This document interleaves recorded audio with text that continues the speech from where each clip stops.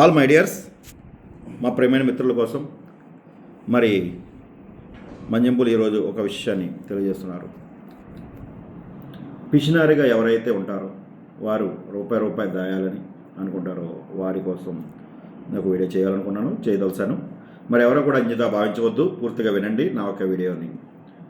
మనం సంపాదించే సంపదలో ప్రతి ఒక్కరు కూడా 20 పైసల నుంచి 50 పైసల వరకు కూడా మన ఫ్యామిలీ మెంబర్స్ కానీ, మన మిత్రులు కానీ, మన బంధువులు కానీ, మన కోసం కానీ మనం ఏదైతే తినాలనుకుంటున్నాం అది హ్యాపీగా తినాలండి, హ్యాపీగా ఉండండి, ఆరోగ్యంగా ఉండండి జీవితకాలము కూడా. అంతేగాని కొంతమంది అనుకుంటారు రూపాయి సంపాదిస్తే రూపాయి దాచేద్దాం, అవసరమైతే ఇంకో రూపాయి వస్తే ఇంకోటి కూడా దాచేద్దాం అని అనుకుంటూ ఉంటారు జనరల్గా. కానీ అలా ఎప్పుడూ చేయకండి. ఎందుకంటే ఈ రోజుకి కూడా స్టిల్ నౌ ఎవరిదైనా చూడండి, 5 తరాల వరకు కూడా పూర్తిగా వారి సంపాదించిన డబ్బు ఎవరి దగ్గర లేదు. ఉందా? 10 తరాల నుంచి అండి, మా తాతల కాడి నుంచి మా ఆస్తి అలాగే ఉంది అని ఒక్కడు చూపించాను. మీరు ఒక్కడనే ఉన్నారా ఎవరన్నా? అంటే ఎలా పోతుంది డబ్బు అది కూడా చెప్తాను. సింపుల్గా ఒక ఉదాహరణ చెప్తానండి. మా తాతగారు ఉన్నారు, మా తాతగారు నాన్నగారు ఉన్నారు. ఆయన సంపాదించే డబ్బు మా తాతగారు టైం వచ్చేటప్పటికి అది మా తాతగారి మంచితనం వల్ల ఈ డబ్బు పోయింది.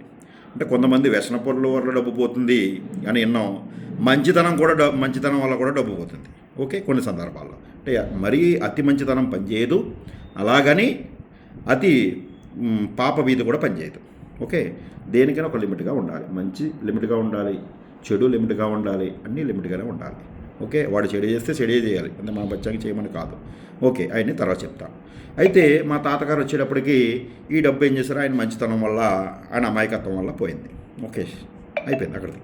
తర్వాత మా నాన్నగారి కాలం వచ్చింది. మా నాన్నగారు సంపాదించకపోయినా మమ్మల్ని అందరూ పెంచి పెద్ద చేశారు, ఆయన ఒక పునాది ఇస్తారు. ఓకే, నేను ఇక్కడి నుంచి నేను స్టార్ట్ చేశానండి.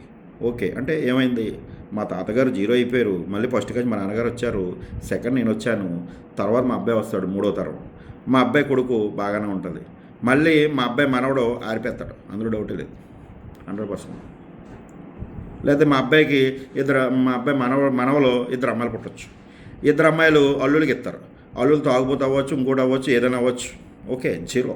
అంటే ఏమైంది, ఈ డబ్బు ఈ 5 తరాలు వచ్చేటప్పటికి ఆవిరైపోయింది. ఏం చేద్దాం అంటారు మరి, నీ సంపాదించిన డబ్బు ఏమైంది, నువ్వు రూపాయి దాచిన డబ్బు ఏమైంది, ఒకసారి చెప్తాను, ఒకసారి అడుగుతున్నాను.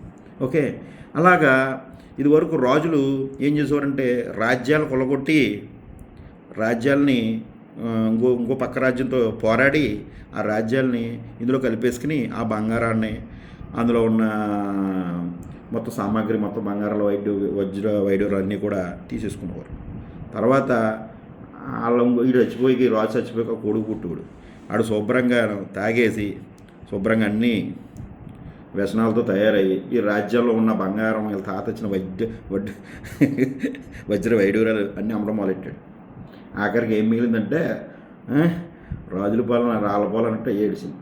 ఓకే, అలాగా ఏది ఏమైనా కానీ ఒకటి గుర్తుపెట్టుకోండి, మనం సంపాదించే డబ్బులో ఎంతో కొంత సేవ చేస్తూ, ఉపకారం చేస్తూ, మనం ఎంజాయ్ చేస్తూ, మన పిల్లలకి పెడుతూ, మనం సరదాగా ఉండాలి తప్ప మీ సంపాదన 5 తరాల నుంచి 6వ తరం 10 తరాల వరకు కూడా ఉన్నదని ఒక్కడ చూపించండి. ఈ భారతదేశంలోనే కాదు, ఈ భూమి మీద భూమండలంలో ఎవడో కూడా లేడు.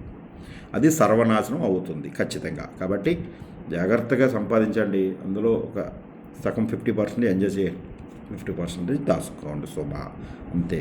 థ్యాంక్ యూ అండి. పిసినారిగా మాత్రం మానొద్దు. మీరు అనుకున్నది ఏదైతే తినాలనుకుంటారో హ్యాపీగా తినండి, ఎందుకంటే మనం తీసుకెళ్ళేటప్పుడు ఏమీ తీసుకెళ్ళలేము, అది మాత్రం గుర్తుపెట్టుకోండి. Okay, thank you so much all my dears.